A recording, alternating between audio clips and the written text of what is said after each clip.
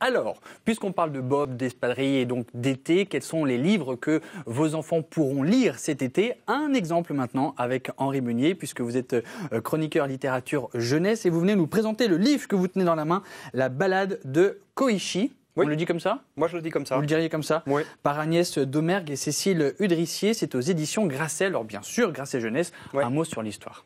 Alors, un seul grain de riz peut donner une rizière, et d'une rizière et du soleil levant, Koichi est né. C'est les premiers vers de ce livre-là. D'accord. Et à la suite de ces vers-là, on va suivre la balade de Koichi, comme le titre l'indique, dans la nature. Et au fil des mois, au fil des saisons, au fil d'une année entière, finalement au fil de la vie de Koichi, on va le suivre comme ça, dans la nature. Il rencontre des oiseaux, il leur répond, il trouve, il renifle dans le parfum d'une fleur la promesse du fruit, il s'associe avec un canard.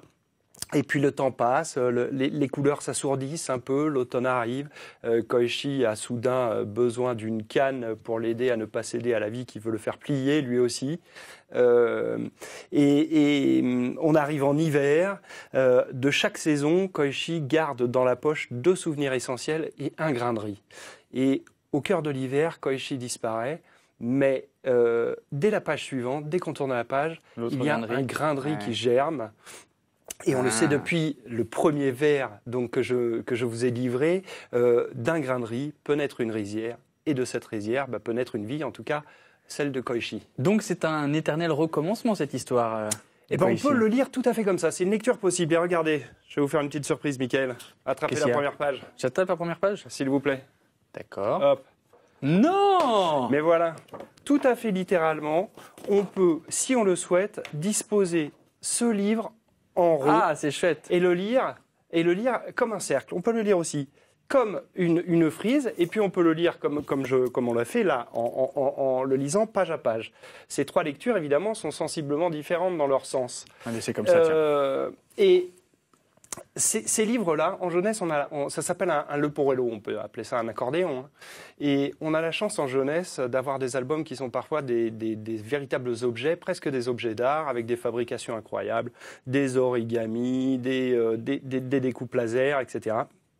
Et parfois, elles sont un peu gratuites, ces fabrications, juste pour le goût du bel objet.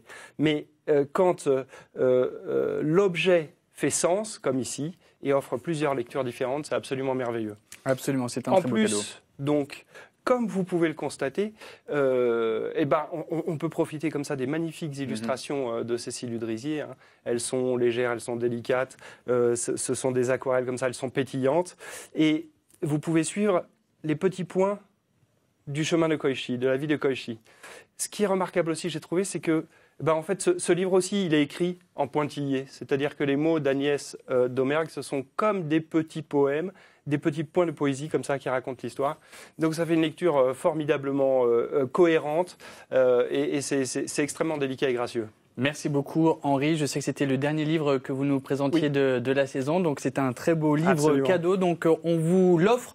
On a 3 exemplaires, vous envoyez tout de suite votre adresse postale à ecm.occitanie@francetv.fr et vous marquez bien donc votre adresse, tirage au sort tout au long de la journée jusqu'à ce soir minuit. Bonne chance. J'en profite, c'est une petite surprise pour vous. Ah bon? On m'a confié ceci, dites-moi. Ah, très bien. Qu'est-ce que c'est que ça? Eh bien, écoutez, c'est un livre dont je suis l'auteur pour le coup. Voilà, c'est un livre que j'ai illustré sur un texte très très drôle de Guillaume Guéraud et qui est sorti en avril. Je vous le conseille aussi, un peu moins que celui-là, par principe. C'est vrai que pendant toute la saison, vous n'avez parlé aucun de vos livres. Non, donc on s'est dit que pour la dernière, on pourrait très rapidement. Très rapidement. C'est sur la face cachée du prince charmant. C'est un procédé qui s'appelle le caviardage.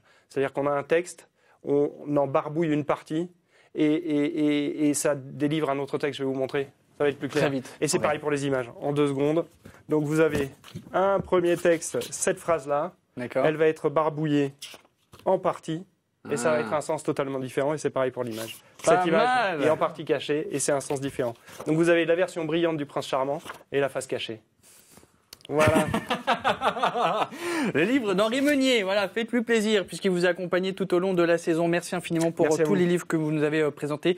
C'était un enchantement et les téléspectateurs le savent puisqu'ils participent très régulièrement à ce jeu pour gagner vos livres. Donc merci infiniment pour cette chronique. Bel été à vous, mon cher Henri.